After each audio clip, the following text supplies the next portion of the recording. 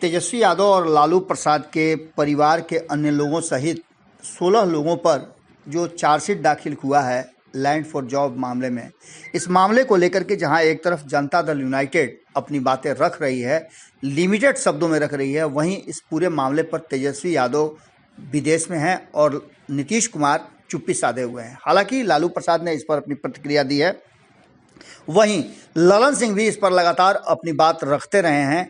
लेकिन जब से भारतीय जनता पार्टी ने इस मामले में ललन सिंह की संलिप्तता बताई है, उसके बाद से जहां एक तरफ नीतीश कुमार चुप्पी साधे हुए हैं, तो वहीं ललन सिंह ने हथियार डाल दिया है।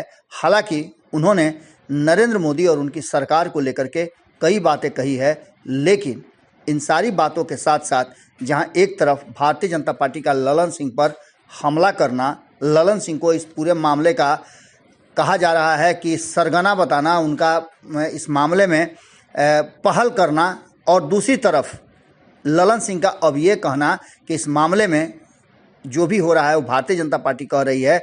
ये दो तरह की बातें आखिर क्यों कह रहे हैं, इन सारी बातों को लेकर के ललन सिंह ने खुलासा किया है और ललन सिंह ने अपनी बात रखी है। सुनिए क्या कह रहे हैं ललन सिंह।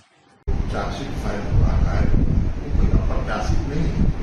हम लोग बहुत दिन से इस बात को जान रहे थे कि वही होगा, क्योंकि जिस आरोप पर उन पर चार्जशीट दायर हुआ, उस आरोप पर सीबीआई इसके पहले 2 बार जांच करके यह बता चुकी है कि इसमें कोई साक्ष्य नहीं। अब ये 2022 के अगस्त में जब महागठबंधन बना फिर से और हम लोग उस महागठबंधन में शामिल हुए, तब से ये काम शुरू हुआ है। तो जो उनके तोते हैं, उनको जो इस्तेमाल करने का जो तरीका है, वो इस्तेमाल करने के लिए उन्होंने तोते को शिक्षा देके कान में अपना शिक्षा दिया और उसको उड़ाया। तो ये हम लोग पहले से जान रहे हैं कि आप आश्चर्य है।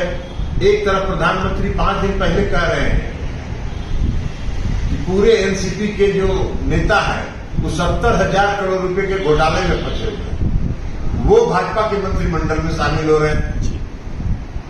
और श्री तेजस्वी प्रसाद यादव महागठबंधन में शामिल हो रहे हैं, इसलिए उन आरोपों पर, जिन आरोप को 2 बार सीबीआई जांच करके खारिज कर चुकी है कि कोई साक्ष्य नहीं है, उस पर चार्जशीट दायर कर रहे हैं। ये सब लोग जान रहा है कि क्या कर रही है केंद्र की सरकार, लेकिन देश की जनता सब देख रही है। आप एक तरफ भ्रष्टाचारियों को सम्मानित कर रहे हैं, अपने वॉशिंग मशीन में धुलवा रहे हैं, और दूसरी तरफ जो महागठबंधन में विपक्षी एकता में पूरी मजबूती के साथ खड़े हैं, उन पर चार्जशीट दायर कर रहे हैं। तो ये डराने धमकाने से, और तेजस्वी प्रसाद यादव की बड़ा बहादुर आदमी, वो सब इन सब चीजों को जान रहे थे कि उन पर क्या होने वाला है। उनको भी इस बात का अंदेशा था कि क्या होगा। वो बातचीत में कहते थे कि यही होना है, इसलिए जो करना है उनको वो करते रहे। देश की जनता 2024 में अपना हिसाब चुकता है। इसमें लगता है कोई साजिश कर रहा है उनको बदनाम करने की। काहे का बना, ये तो फंसाने का, जो पूरे केंद्र सरकार का जो पालतू तोतों का इस्तेमाल करके जो विपक्ष के नेताओं को धमकाया जा रहा है, डराया जा रहा है कि तुमको फंसा देंगे, उसी का है। लोकतंत्र कहां बचा है? लोकतंत्र की तो हत्या हो रही है। लोकतंत्र का क्या मतलब होता है? लोकतंत्र का मतलब होता है आजादी बोलने की, आजादी काम करने की। तो सारे स्वतंत्रता खत्म हो रहे हैं, और जो संवैधानिक संस्थाएं हैं उनको अपने नियंत्रण में रखें, पूरे देश के मीडिया में को अपने नियंत्रण में रखें।